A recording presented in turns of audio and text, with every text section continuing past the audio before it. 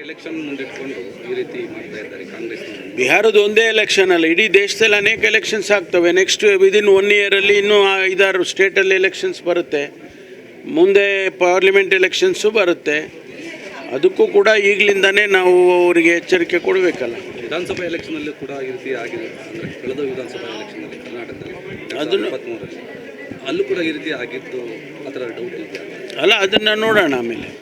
ಈಗ ನಾವು ಕೆಲವು ಪಾರ್ಲಿಮೆಂಟ್ ಎಲೆಕ್ಷನ್ನಲ್ಲಿ ಕೆಲವು ಕ್ಷೇತ್ರದಲ್ಲಿ ಆಗಿದೆ ಅಂತೇಳಿ ಮೇಲ್ನೋಟಕ್ಕೆ ಆಗಿರುವಂಥ ಇದು ವಿಚಾರದಲ್ಲಿ ಕೊಟ್ಟಿರ್ತೇವೆ. ಸರ್, ಒಳ ಮೀಸಲಾತಿಗಿಂತ ವಿರೋಧ ಇದೆ ಅಂತ ಯಾವನ್ರಿ ಹೇಳಿದ್ದು?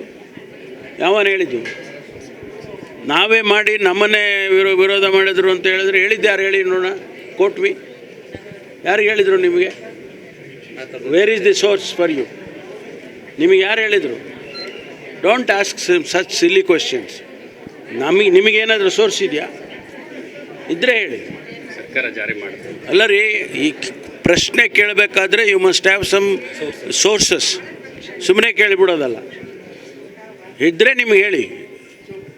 ನಾವು ಸರ್ಕಾರ ನಾವೇ ಕಮಿಷನ್ ಮಾಡಿದ್ದೀವಿ, ನಾವೇ ಕ್ಯಾಬಿನೆಟಲ್ಲಿ ಡಿಸಿಷನ್ ತಗೊಂಡಿದ್ದೀವಿ, ನಾವೇ ಇಲ್ಲಿ ಇಂಪ್ಲಿಮೆಂಟ್ ಮಾಡ್ತೀವಿ ಅಂತ 100 ಸರಿ ಹೇಳಿದ್ದೀವಿ. ವಿರೋಧ ಇದೆ ಅಂತ ಹೇಳಿದ್ರೆ ಈಗ ಮೊನ್ನೆ ನಾರಾಯಣಸ್ವಾಮಿ ಅವರು ಮತ್ತು DCM ಇವರೆಲ್ಲ ಬಂದು ಪ್ರೆಸ್ ಮೀಟ್ ಮಾಡಿದ್ರು.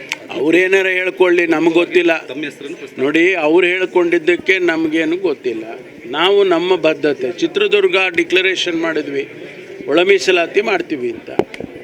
ಆನಂತರ ಸರ್ಕಾರದಲ್ಲಿ ನಾನೇ ಮ್ಯಾನಿಫೆಸ್ಟೋ ಬರೆದವನು, ನಮ್ಮ ಪಕ್ಷದ ಮ್ಯಾನಿಫೆಸ್ಟೋ ಬರೆದವನು, ಅದರಲ್ಲಿ ಸೇರಿಸಿದ್ದೀವಿ. ಒಳ ಮೀಸಲಾತಿಯನ್ನು ಅನುಷ್ಠಾನ ಮಾಡ್ತೀವಿ ಅಂತ ಬರೆದಿದ್ದೀನಿ. ಅದರಲ್ಲಿ ಕಮಿಷನ್ ಮಾಡಿ ಅದಕ್ಕೆ ಕೋರ್ಟು, ಹೈಕೋರ್ಟ್ನಿಂದ, ಸುಪ್ರೀಂ ಕೋರ್ಟ್ನಿಂದ ಡೈರೆಕ್ಷನ್ ಬಂದ ಮೇಲೆ ಡೇಟಾ ಎನ್ಯುಮರೇಟ್ ಮಾಡಬೇಕು, ಡೇಟಾ ಸರಿ ಇಲ್ಲ ಅಂತ ಅವರು ಡೈರೆಕ್ಷನ್ ಕೊಟ್ಟ ಮೇಲೆ ಮಾಡಿದ್ವಿ. ಈಗ ಡೇಟಾ ಬಂದಿದೆ, ಇಂಪ್ಲಿಮೆಂಟ್ ಮಾಡೋದಕ್ಕೆ ಮುಂದೆ ಸ್ಪೆಷಲ್ ಮೀಟಿಂಗ್ ಕರೆದಿದ್ದಾರೆ ಕ್ಯಾಬಿನೆಟ್ 16ನೇ ತಾರೀಕು. ಆ ಮೀಟಿಂಗ್ನಲ್ಲಿ ತೀರ್ಮಾನ ತಗೊಳ್ತೀವಿ. ಈಗ ರಾಜ್ಯ